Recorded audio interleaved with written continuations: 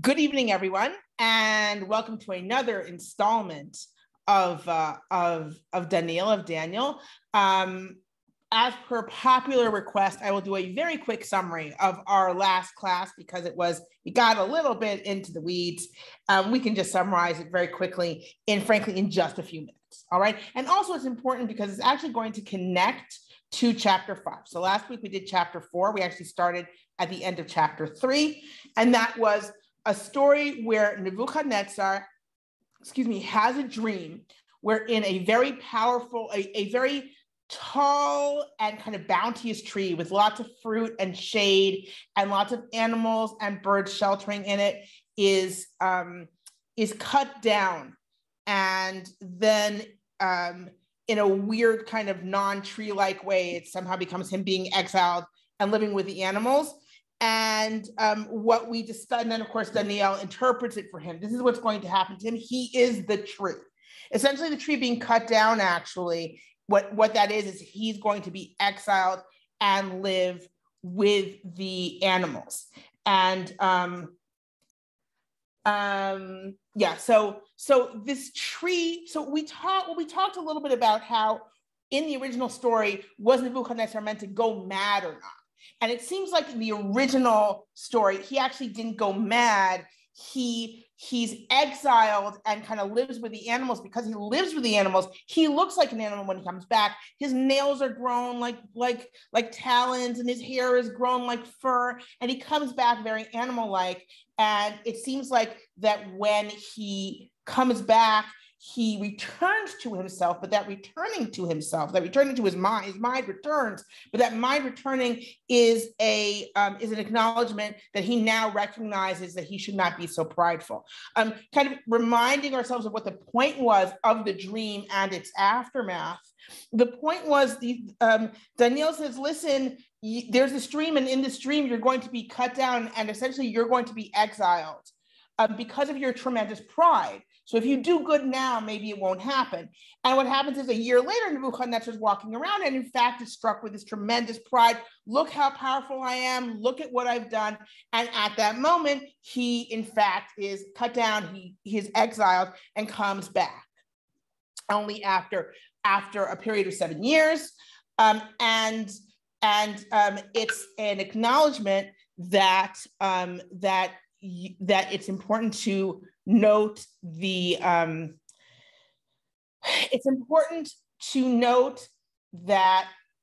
a king may be powerful, but they are not all powerful, and they always must, in the final analysis, subject themselves to God and recognize that it all comes from God. A couple other notes that we talked about last week were that the whole story of Nebuchadnezzar kind of disappearing for a long period of time seems to be possibly built on the story on Nabonidus as opposed to Nebuchadnezzar. Nabonidus was the last king of Babylonia, of Neo-Babylonia, and he essentially went to Tema for a number of years and kind of disappeared. And no one really understood why he went to Tema. They understood why he went, but they didn't understand why he stayed. And we have another fragment of kind of a prayer that's supposed to be from him from the Dead Sea Scrolls, where he's like, where a Jewish wise man essentially comes to him and says, you have to do good, and then you can kind of come back. So it's very possible that this story of Nebuchadnezzar's exile is built on this Nabonidus' self-exile, which was very strange. And also, it's important to note that in the Old Greek, they add a date to this story, which is the 18th year of Nebuchadnezzar, which would mean that a year later, when he's punished, is the year that he destroys the temple. And then you can absolutely understand why he has to be punished. It makes the reason for the punishment that much clearer, rather than just being pride coming from nowhere. It's pride coming from the conquest of Jerusalem and the destruction of the temple. And now we're going to move on to chapter 5. And in chapter 5, Nabonidus is actually going to come up again, because in chapter 5, we're going to be talking about Belshazzar's feast. And who is Belshazzar, right? So Belshazzar is, his name is Belshar, is from Belshar Utsur, made Baal guard protect the king.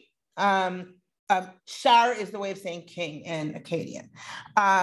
He's the son of Nabonidus, Belshazzar. And so he's actually never really a king in his own right. He's only a crown prince. But that time when Nabonidus goes to Tema, Belshazzar is essentially the ruler in his place. And what's interesting is we have here a story of a feast that Belshazzar does, and we're going to dive deeper in as we read the text. But a big feature of this feast is, of course, that it ends and he's killed, and essentially this is when the Persians are going to take over, or rather in Daniel, it's the Medes. It's Darius the Mede, right? What we know, what's interesting is we have two different accounts of how Cyrus, who's the guy who conquers Babylon, how he conquers it from Nabonidus. Remember, Belshazzar was kind of the regent in place of Nabonidus, while Nabonidus was in Tema. So there are two different accounts. So we have accounts that are closer to the time period from the Cyrus Cylinder and from what's called the Nabonidus Chronicle. And those are written pretty close to during Cyrus's reign, it seems like, even though the Nabonidus Chronicle, the copy that we have, is actually from much later, from the Seleucid period. And those both give accounts that Cyrus conquered without a battle. He took the city of Babylon without a battle. And the Nabonidus Chronicle says that Nabonidus fled. Now, of course, each of these, the Nabonidus Chronicle and the Cyrus Cylinder, they each have an agenda. The Nabonidus Chronicle is written by priests of Marduk, and Nabonidus wasn't great for priests of Marduk because he set up a central worship of sin, right? So because of that, they didn't like him much. And that's one of the arguments that Cyrus makes, that Marduk wanted me to win. And so in the Nabonidus Chronicle, they kind of hate Nabonidus. They're like, Nabonidus fled and he took without a battle. In the Cyrus Cylinder, the whole point is Marduk was on my side. Marduk wanted me to win. I took it without a battle, right? That shows how much. But it seems if you have two separate accounts that mention that it's taken without a battle, I would say it's probably a pretty good evidence, decent evidence that it was taken without a battle. At the same time, Herodotus and Xenophon, who of course are writing much later. So just to give you some general, not much, like a century if you're talking about Herodotus. So the Cyrus Cylinder is written about 539 BCE. Herodotus publishes his history in about 425 BCE. So it's about a year later, 100 years later, 100 years later. So 100 years later, we have some Greek accounts that talk about a feast. They say the Babylonian king and his nobles were having fun in a feast at night and were taken by surprise. And that's how the Persians were able to conquer them. So it's interesting to see this kind of coming to the fore in this story as well. The story of they were at a feast before their downfall. Okay. Any questions before we actually dive into the text? Any questions about my summary of chapter 4 and my intro to chapter 5? Where is Tema? Okay. So here, right, you see the Neo-Babylonian Empire. All right. Here's Babylon, right? And then Tema is way down here. So it's actually southwest, of Babylon, southeast of here, southeast of Jerusalem, right? But so he actually went on a campaign against the Arabians. And then he just kind of stayed in Tema for no clear reason. Oh, wait, are you seeing my screen with map? Guys, can you see my screen with the map? We see the map.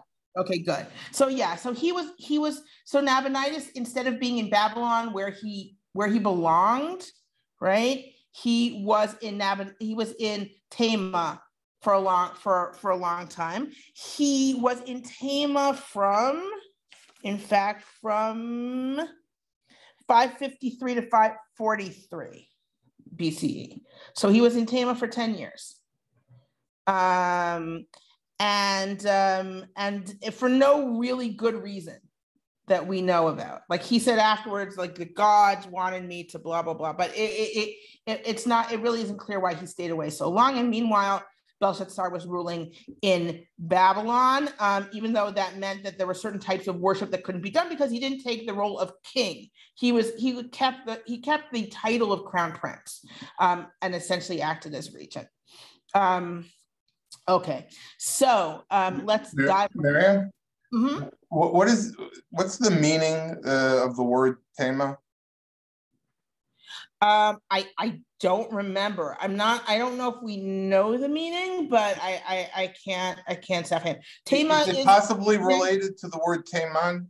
Well, that's what we're asking. Is it Yemen? Right? Yeah.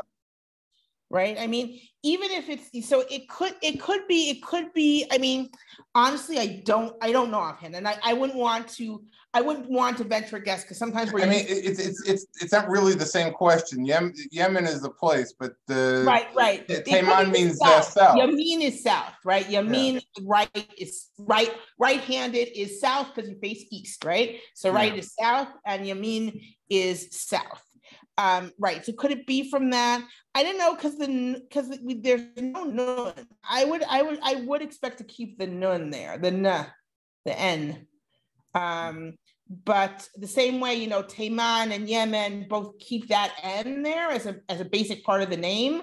I would kind of expect that here. Yeah, so that's kind of how I feel. I haven't looked into it though. Like you can even see Yadihu, Yatribu, these are keeping the case endings, the U case endings, Padaku, they're keeping the U case ending to keep that consonant. It's a little weird that Tema, the N would fall, but I can look into it. Okay. All right, here we go. Yeah, let me do something with this stuff. And okay, so here, yes, let's delve right in to the story of Belshazzar and the writing on the wall. All right, let's start. Belshazzar Malka. Avad lechem rav l'rav alaf v'lakavel alpa chamashate. So he made a great feast for 1,000 of his nobles, and they drank wine. And that's important because that means that they're maybe a little drunk. Okay. Belshazzar Amar B'T'em Chamra. In other words, they started drinking the wine. They started tasting the wine, started drinking it. So again, the idea is maybe a little bit like in Megillat Esther, that once a king drinks some wine, he makes some requests that are maybe not the most appropriate requests, right? Even if he's a powerful king, there's certain things that maybe if he hadn't been drinking, he wouldn't have done. It doesn't save him, but this is a bad thing, right? What that he's going to do? He's going to say, now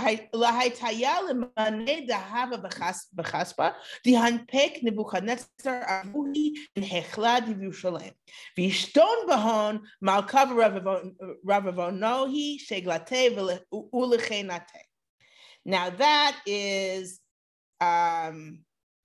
really bad. He says, okay, he's been drinking. He's like, okay, I want you to bring the vessels of gold and silver. No, the vessels are Mané. We're going to come back to that later.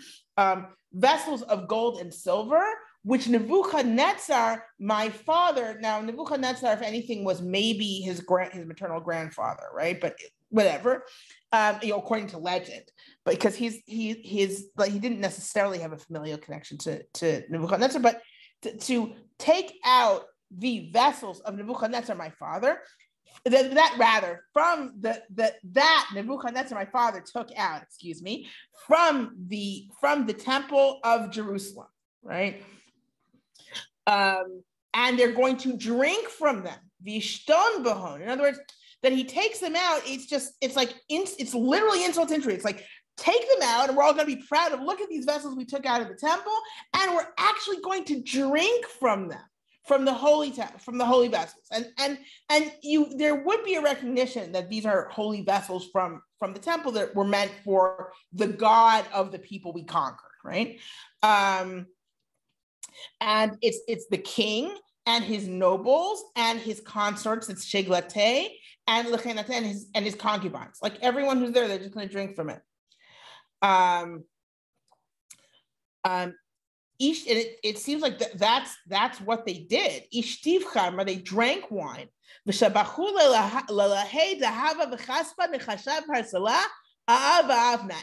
they gave praise to gods of gold and silver, copper and bronze, of wood and stone.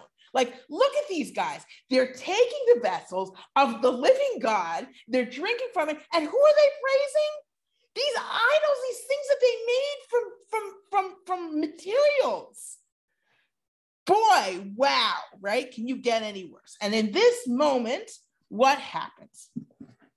Basha'ata, at that moment, at that time, nifakat ba'andiyad enash, a human hand came out, vikatvan lakavel nevrashta al-gira dichdal hechladi malka umalka chaze pasida diktava, and it wrote by the lamp. There was a lamp there, and it wrote by the lamp on the plaster of the wall. The plaster is easy to scratch through. Like, if you ever seen ancient graffiti, right? They scratch through the plaster. So it's scratching in the plaster, it's writing in the plaster on the wall of the king's palace. And the king saw a hand the hand that wrote. So he sees a hand come out and write. Okay. Adayin malkat zivohishnohi v'rayonohi yivalune. The king is super scared, right? His face changes, right? His thoughts are scaring him. V'kitre chartse mishtarayin b'archuvate dalida nakshan. And the kind of the joining of his loins loosen, and maybe it means he kind of, lost it a little, right? And his knees knocked together, right? So he is scared to death. He's really scared. Okay. Karei Malka now. Okay, so this is okay. I'll read one more verse and then we can ask kind of the questions here. Karei Malka b'chaya le'ha'ala le'oshvaya kasta'e v'gazraya. So he's calling, the king calls with force, right? He calls to bring all his, his magicians and his chanters and his astrologers, anyone who can help him here. Like the king kind of announced and said to the wise people of Babylon,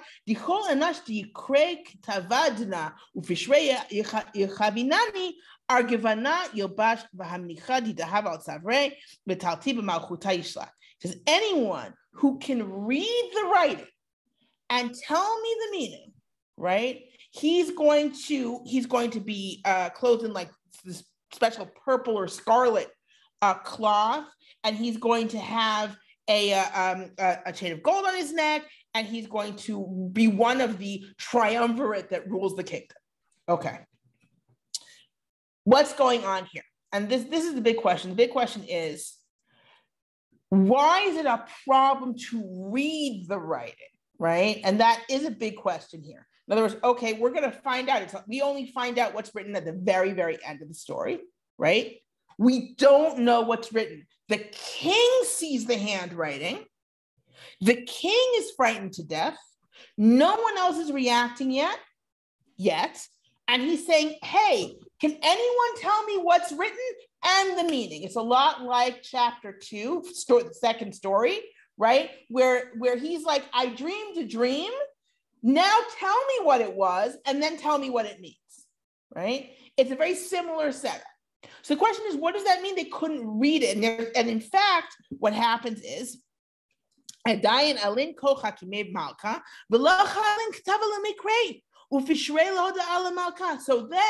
all of the wise people of Babylon, in fact, come, and they can't read the writing, and they can't understand, they can't interpret it. Now, okay, so what does that mean they can't read the writing? So there are numerous explanations. Here's the Gemara, the Talmud, where that's discussed, and that's in Sanhedrin 22a. That's what we're looking at here. And it gives several explanations. One of them, now I have to find it. One of them is, this is one of the more standard ones. The first one that they say is that it's using the new script. that they're using the block script and not the Paleo Hebrew. And so they don't know the block script. Now that doesn't really make sense because they would have known the block script, right? The reason that they could not read it is that it was written in the new script that Ezra would transmit, right? And that's why they couldn't read it. That doesn't really make sense because all these wise people who can't read it, they all read Aramaic in the same block script that Ezra, writes Torah. That's the standard script. So that doesn't really make sense. But we have all these other explanations here. So essentially, Rav says, because it was written in an obscure code of Gematria, and then he essentially says atbash. Atbash is when you use a tuf instead of aleph. In other words, you use instead of the first letter of the alphabet, you use the last letter of the alphabet. Instead of the second letter of the alphabet, you use the second to last letter of the alphabet. And that's how, so it's written in code. It's written in code, letter to letter. Then we have some other explanations. Shmuel says, and I'm just reading you the English because it's easier, but here you can actually see the letters written out. He says the 4 words were written vertically and were therefore meant to be read from the top down. If read in the usual way from right to left, it says mamtos nan kafe al ran. Let's take a look. That's actually what the famous Rembrandt painting of Belshazzar's feast does. It uses Shmuel's opinion. Yeah, cool, right? Uses Shmuel's opinion here. And you see here, we know, spoiler alert, it's Mena Tekel Ufarsin, right? It's Mena Tekel Ufarsin. And you have to read it vertically. Mena Tekel Ufarsin, right? This is Shmuel's opinion that it was written vertically, and therefore they're trying to read it like this. Mamtos Nenkafe Al Raz, and they're like, this makes no sense. We don't know what it says. Right? Very confusing. Okay. And then there are other explanations that are similar to that. They're like, they use different letters instead of them, different codes. Those are mainly the Talmudic explanations. Another explanation, and now, excuse me, I forgot who mentioned it, but that it was using, because we know that these Mena, Tekel, Ufarsin are actually measures, right? Mena is 50 shekels. A tekel would be half a mana. A mana, I don't know, mene, right? That would be, I think it's mene, really. Mene is 50 shekels. Tekel would be half a mene, which would be 25 shekels. Tekel would be a shekel, excuse me. Tekel would be a shekel. Ufarsin would be 2 half menes, right? Which you know, in the original, I shouldn't say in the original because it's not necessarily original. In the Greek, it just says ufares without the multiple, and it says mene once. So these are measures. So maybe there was a symbol for the measures. In other words, instead of the words being written out, you had a symbol for the measures for each of the measures, and they're like, we don't know what's going on, right? They couldn't read it because it wasn't a symbol of a word. It was a symbol of the measure. So they had no idea what was going on. I actually kind of like that explanation personally. But another really good explanation is Michael Siegel's. And Michael Siegel says they couldn't read it because they couldn't see it. Because just like the dream that Nebuchadnezzar dreams in chapter 2, here only the king can see the writing. He saw the writing, they couldn't see it. And why does it tell you there was a lamp there? To show you how amazing it was. Only he sees it and immediately reacts. He's the one who gets scared. You would think that everyone there would get a little scared. You see a hand come out and write, but he's the only guy who saw it. So if he's the only guy who saw it, then someone's got to tell me what's written, but they can't see it. Right? So it's a similar situation to our second story in chapter 2, where Daniel has to come in and with divine knowledge be able to tell him what's there, right? Going beyond human wisdom, right? It's not that it's not a situation of where, this shows that I'm wiser than the Babylonians. I am, but I have this divine knowledge. Okay. So if we continue on here, so all these guys, they can't read it and they can't interpret it. Edayin Malka Belshazzar Sagimit Bahal. Vizivohi Shanain Alohi Viravanohi Mishtabshi.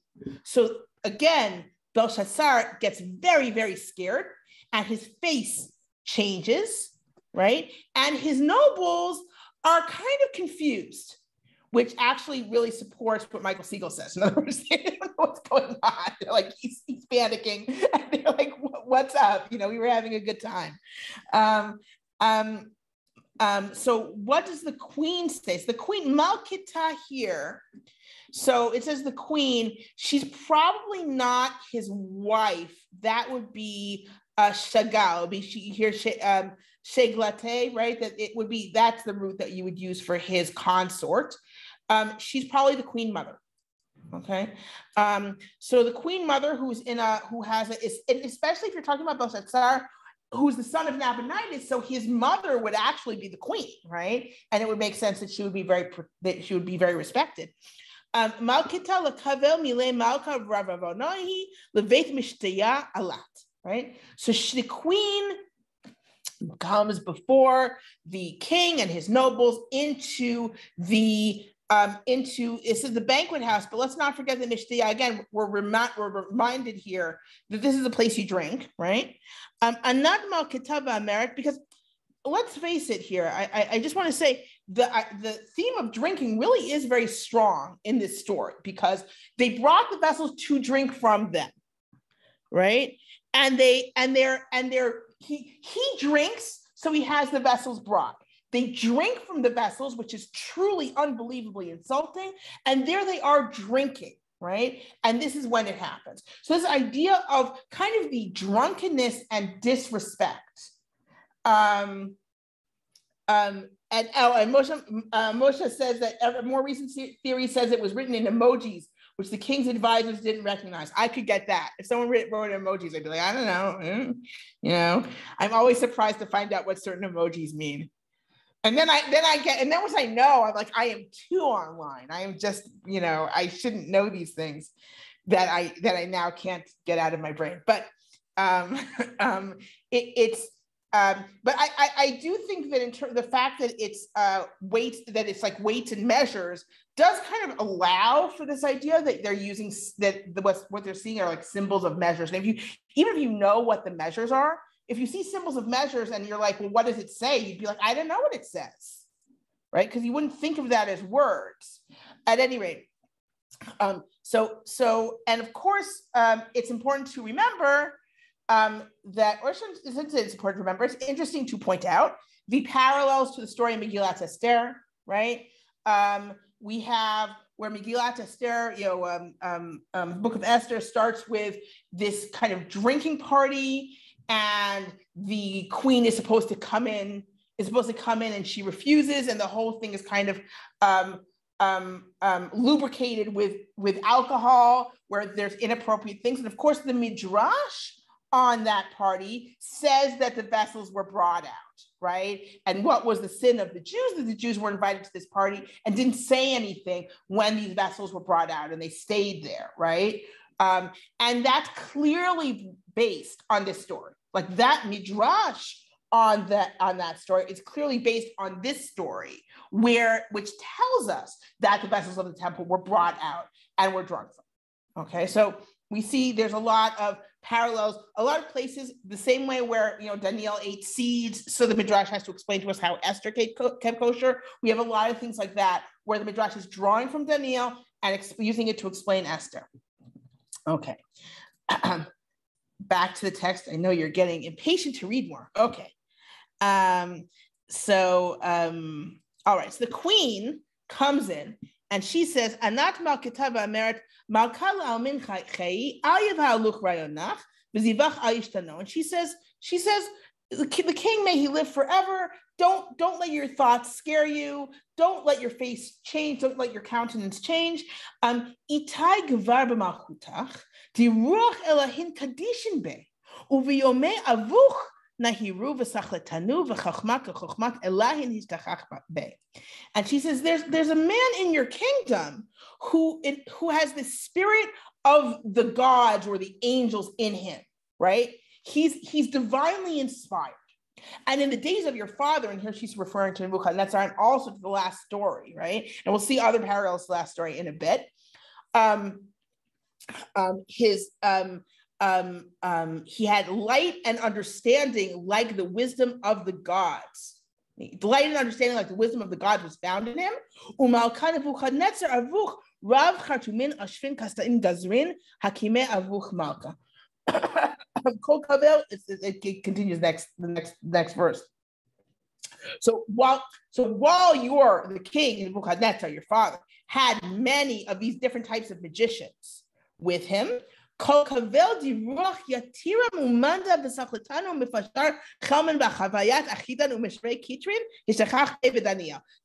that, there was a greater spirit, a greater amount of this divine spirit and knowledge and wisdom and the ability to interpret dreams and to declare, and here it says, and to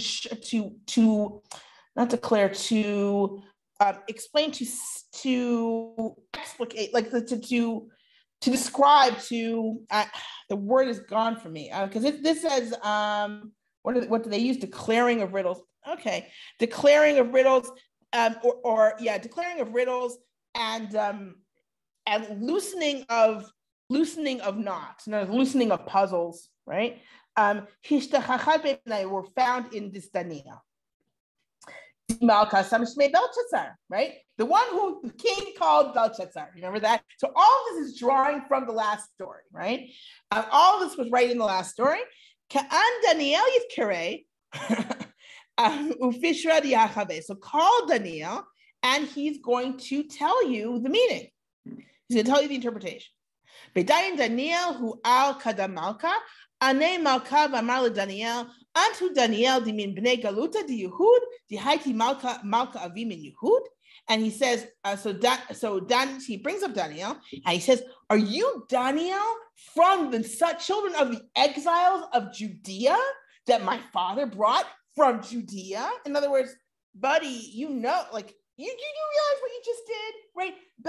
So here we have this weird situation, right? Where he's bringing up an exile from the community that he just tremendously insulted their God and them, right? And he's underlining it, right? So we don't miss it, right? This irony that he's relying on one of those exiles to help him here.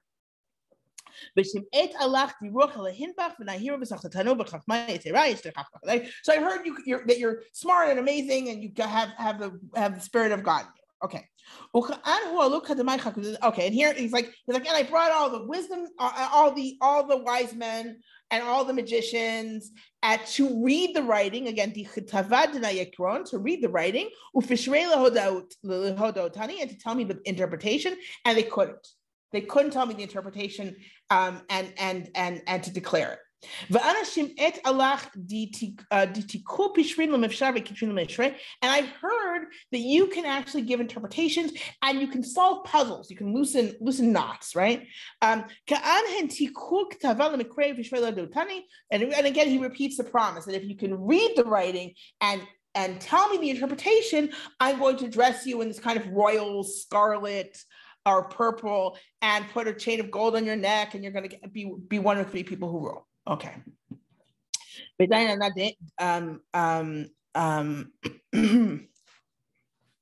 then Daniel answers, and he says, he's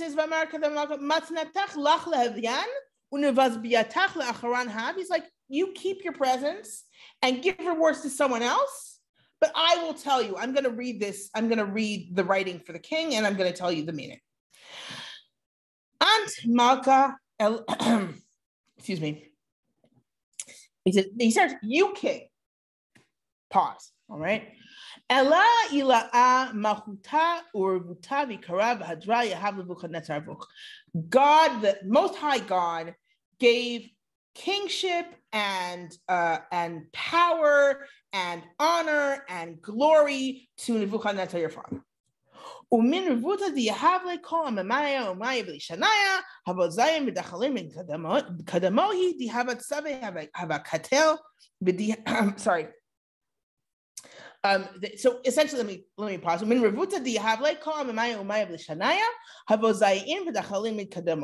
So because of his greatness, right? So all the peoples and the nations and the languages, they all trembled and feared before him. Now, this is reminding us of the dream in the last story, right? That tree that gave shelter to all the nations, and that was Nebuchadnezzar. He's like, that's what God gave to him. And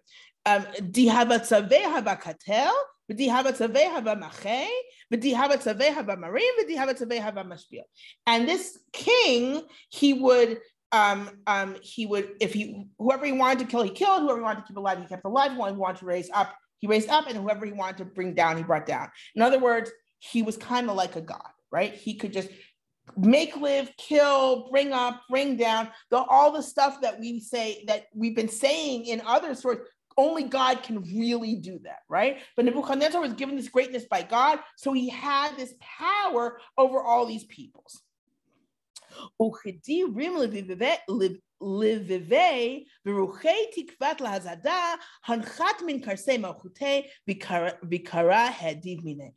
Right? But when his heart was lifted up in pride, right? And his spirit became kind of hardened in pride. He was taken off his throne, and his honor was taken from him. Right, all his honor was taken from him.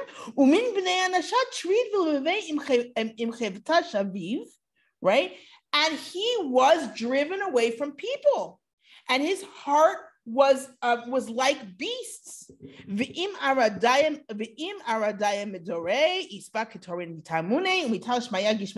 remember this from last week? He lived with, in this case, with donkeys, right? Last time I think was just he lived with animals. He lived with donkeys. He ate grass like oxen. Remember that from last story? And he slept, and he was out in the rain, right?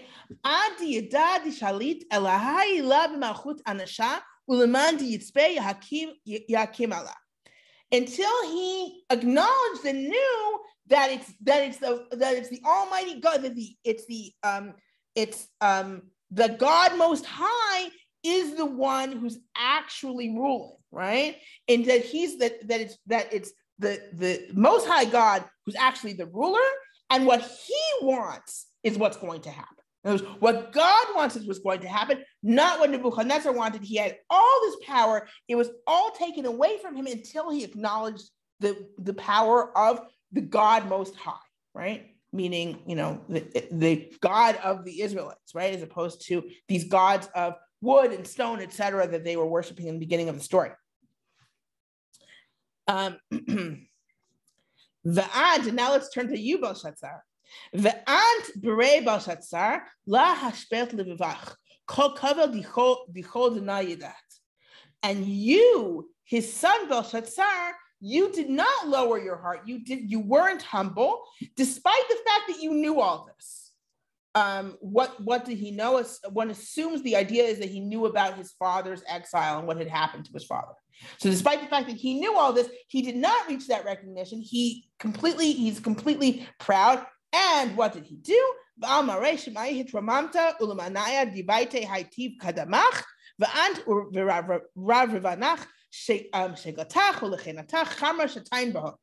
What did you do? You brought the vessels, right? You have essentially rebelled against the God of heaven, against the Lord of heaven, right? And you brought out the vessels of his house, and you and your nobles and your wives and your concubines drank wine from them. Drank wine in these vessels. And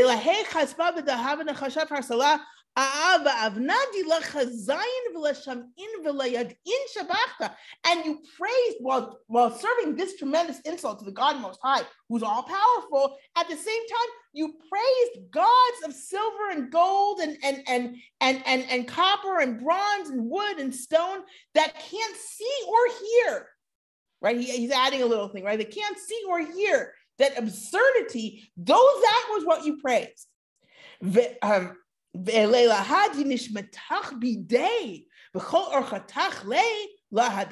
But what you didn't, the one you didn't glorify was the God who has your life in his hands and he can determine your path.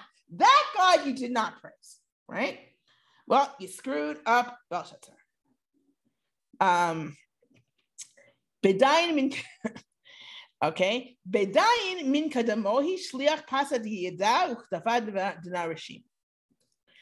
And then a hand went out and wrote in front of him, Udinach ketavad dirishim. So here we finally get the writing that was written on the wall. Minei tekel ufarsin. Now, this is in the Masoretic text. In the Greek, it's just got one minei and ufaras, right? So especially since and it's not clear which is the original, because it could be that the minei was original and then it was in order to fix it, right? Because you have 2-3 verses explaining each word, so you just have minei, one minei, so it was fixed. So just a second, we'll talk a little bit about the interpretation in a bit. Dinah, so what does it mean? What are these measures? What are they symbolizing? Okay, so he told him what the writing was. Now he's going to tell him what it means. Dinah pishar milta. So this is the meaning of the words. Minei mina ala malchutach v'hashlema. Right? The minei, it means that God counted your kingdom and is bringing it to an end. Tekel, or your kingship rather, and bring it to an end. Tekel, tekilta b'moznaya v'ishtachachat chasir. Tekel, shekel, right? You've been weighed in the weight, the balances, right? And you've been found wanting. Prisat machutach v'hivat l'madai ufaras. And here you have a kind of a double. Using paras twice, and that actually works with ufarsid because you have the multiple in the Masoretic text. So then, pares, what is that? Your kingdom is going to be divided. Prisat machutach, the division of your kingdom. V'hivad l'madai ufaras is going to be given over to the Medes and the Persians. Paras is the other pars, right? Now, I'm going to add here a cute thing for Michael Siegel. I say cute because I'm not sure. I think it's very clever. I'm going to explain why I don't take it as, God's truth. All right. But it's what he says is these words, besides the fact that this is the meaning, and the meaning's pretty clear. He says that the words themselves also have a meaning.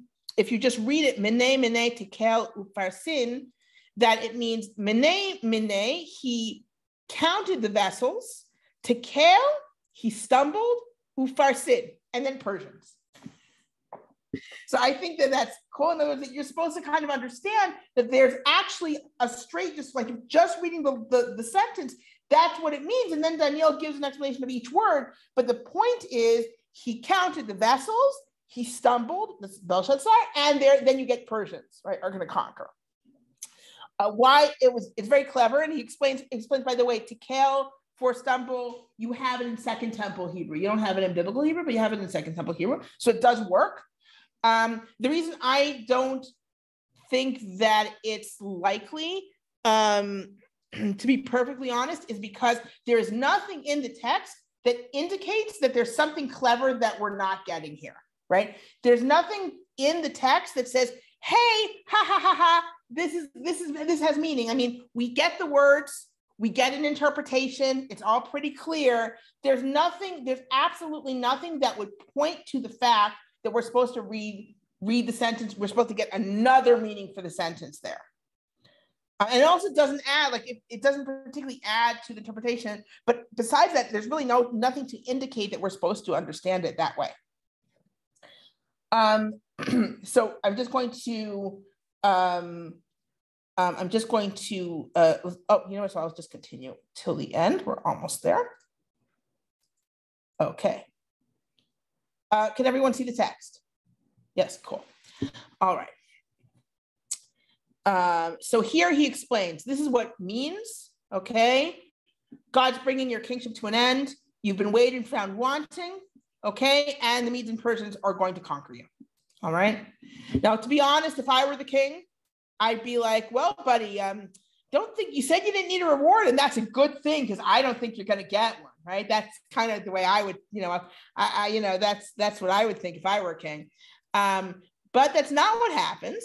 Beidayan Amar Belshazzar v'habisho leDaniel argavana v'hamnichadi dahaval savrei v'chrizu Elohi dilahve shalit taltam malchuta. And in fact, Belshazzar keeps his word, and he dresses Daniel in royal purple. He gives him a chain of gold. He appoints him as one of the three rulers. That's not going to last long, right?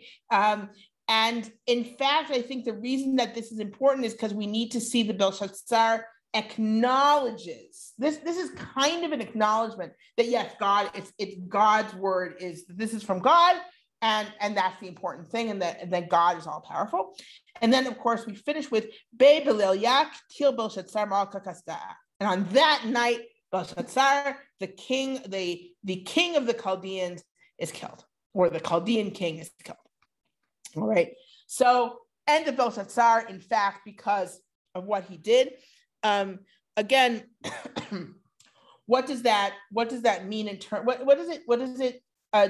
This has kind of brought us to the end of the Neo-Babylonians. And in fact, it does bring us to that. Our next story is going to be about Darius the Mede, which is a little weird, right? Because there's like, what do you mean Darius the Mede, right? So what actually happens, I'm going to remind you of the history. We started with this. What actually seems to happen is that under Nabonidus, again, Belshazzar is his son.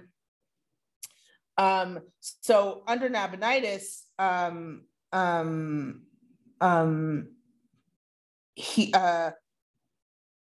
Cyrus Koresh is able to conquer Babylon through two relatively contemporary accounts. Two of them, both of them that we have, talk about him conquering Babylon without any shots fired, right? He's just able to just take it peacefully, and Nabonidus flees.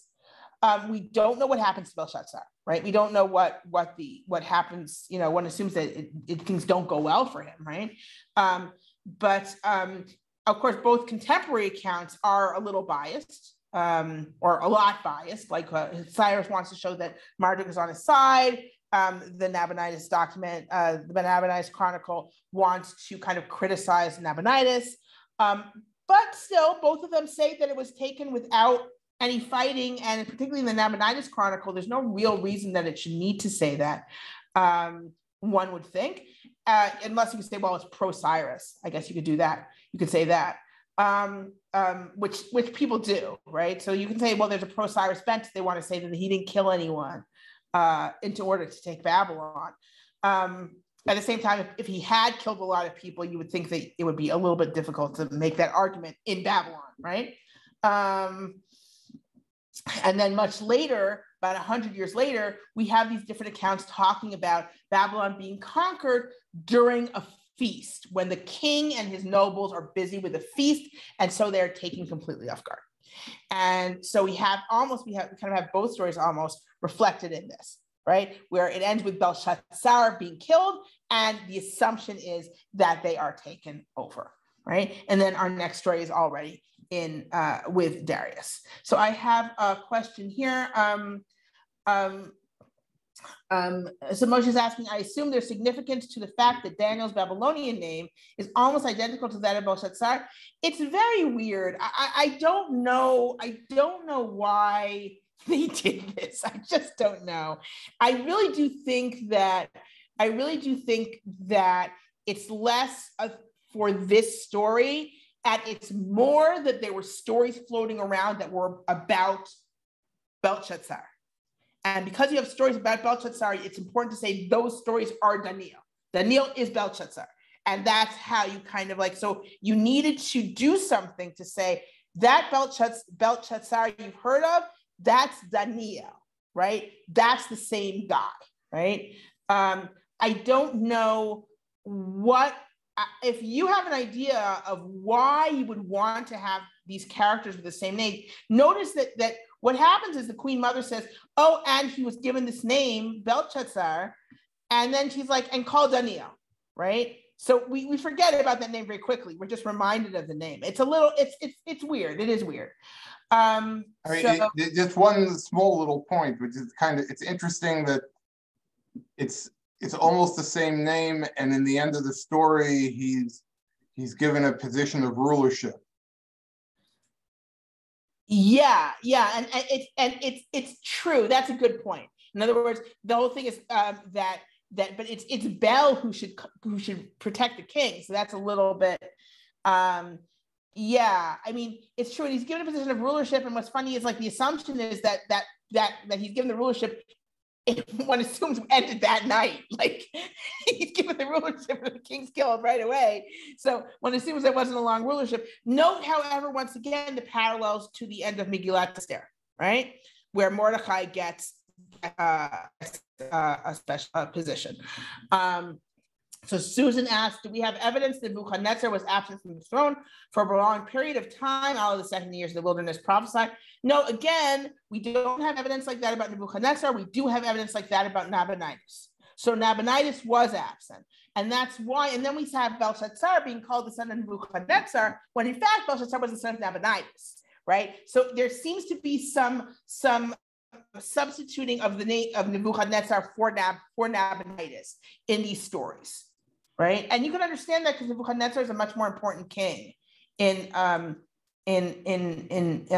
Jewish tradition. Yes. Miriam, they say that this is my question, was the city taken without a battle, or was the whole empire taken? The city was taken without a battle. The city was taken without a battle. The city, and the city is what's the name of the city? The city of Babylon. Right. Okay. So you have but there was fighting in the rest of the country. There was at least some fighting. There was let me see if I can find I took some so yeah, like for example, so Sipar was conquered 14th of Tishrei. Sipar was without a battle. So if you want to look at the Nabonidus Chronicle, right? So that actually lists. Let me look. If you want to look at the Nabonidus Chronicle, that actually says when various different cities were taken. So some seem to have been taken without a battle. I don't remember because I didn't do a whole, but the idea seems to be that you couldn't. One would not. There's the Battle of Opis. The Battle of Opis was a major battle between Babylonia and Persia. There were certain battles, but after the major battles and they defeated the army, they were able to take Sipar and Babylon without fighting. Because at that point, they had they'd already defeated the army on the way to Sipar and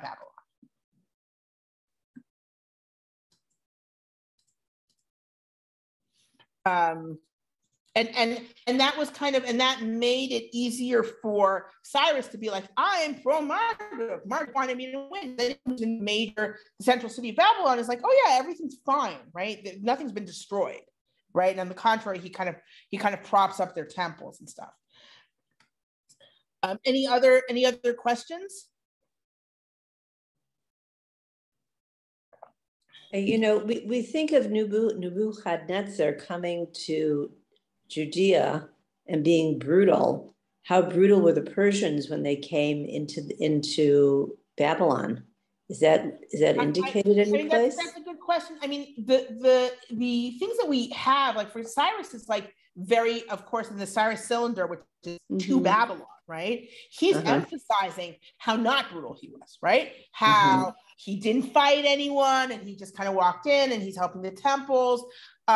It's interesting because the Babylonian Empire really took a page from the Assyrian Empire in terms of when do they go in hard and when are they like just pay us money, and whereas Persia, and I wonder maybe just because Persia was making a clean sweep of an empire that already existed, whereas you have with Assyria and Babylonia this constant problem with these vassal states. With vassal states continuously rebelling, and then you had like 3 strikes and you're out, and then you get exiled, right? So both Assyria and Babylonia did something like that. Whereas with the Persian Empire could just kind of take over Babylon and everything else. I mean, when we read in the Megillah, in Megillat Esther, Mehodu Viad Kush, right, from India to Nubia, that was in fact the size of the Persian Empire at its height, right? Which is unbelievable, right? And they pretty much invented the Pony Express in order to send letters throughout that kingdom. And they set up the system of everyone being in these kind of autonomous districts reporting to the empire in a way where, and again, it's easy for me to say because I'm not living in that time, but where at least, for example, in Judea, Judeans could see themselves as having autonomy and also being part of the Persian Empire, and everything was cool, as opposed to they're enslaving us, right? And I'm sure there was some, like, and there is like one chapter in Ezra and Nehemiah that points to that there's one chapter in Ezra and Nehemiah which seems to kind of come from somewhere else that does seem to point to this like, oh, we're slaves kind of thing. But in general, the attitude does not seem to be that. You know, we can have a temple, we can build our capital city, we're fine. So it's a different way of ruling. And in fact, let me share with you, I'm going to share my screen one more time. If we look at the contrast, and this is almost certainly a meant to be a contrast. You're reading Daniel and you're writing about how Belshazzar counted, right? He took out the vessels, right? And at the same time, in Ezra, in the first chapter of Ezra, Cyrus returns. Vayotzi'im, he brings them out. Why? He brings them out from his own treasury, and he counts them for Sheshbazzar, who at that time is the head of Israel, essentially, and of Yehuda, rather, of Judea. And he counts, and he counts them, and he gives them over back to the temple. In other words, Koresh is the guy. Cyrus is the guy who fixes this terrible, this terrible injustice and terrible insult. And he's certainly presented that way in Ezra and Nehemiah, where the Persian, in Ezra and Nehemiah, it's the Persian Empire in a way, the existence as an autonomous entity within the Persian Empire that is in fact kind of what God promised, right? That's kind of how it's being presented as in other words. So the fact that, and again, you can be sure, like if you read Zechariah, absolutely there were Jews who are hoping for something bigger and more independent and a day of the Lord where we're going to be, completely our own country. But the fact that you can have a real, a real strain saying, hey, it's good, this is good, we're ruling, we're fine. We're ruling, we built our city, we built our temple, we have our own administration. And so just the fact, and that kind of does lend credence to the idea that the Persian Empire, at least in many places, ruled in a much, much kinder way, right, than empires that had come before. So, yes. Does that then become a template thousands, like later, that if we can get along with the Romans, we can stay here? And that's why there's talk like you shouldn't rebel? With the Romans, recognize that Roman rule was actually different in the Galilee than it was in Judea. In Judea, we were a direct Roman protectorate where we had a lot less freedom than we had in the Galilee. So that's, but that's, it's, clearly, if there had been no rebellion, one assumes the temple wouldn't have been destroyed, right? Yeah. At the same time, the at that point, and you can get it from Second Temple literature, where there's this kind of growing consensus that living under a foreign government is theologically wrong, right? And that really builds, especially from the Hasmoneans, from the Maccabees and the Hasmoneans, right? There's a rebellion against the Seleucids. We win against all the odds. Like really, it's insane. And then we're an independent country, and this is clearly what is supposed to be. It's wrong. It's theologically wrong for for us to be under a foreign nation, and that belief becomes very central and really grows. So. Okay. So I hope you enjoyed this chapter. We looked at the mysterious writing on the wall. We saw what happens. We saw pride goes before the fall, and what happens when you mess with God, right? With some interesting parallels to Esther and some interesting ideas about what made the writing so mysterious. So keep Daniel in your hearts, and I'll see you in 3 weeks.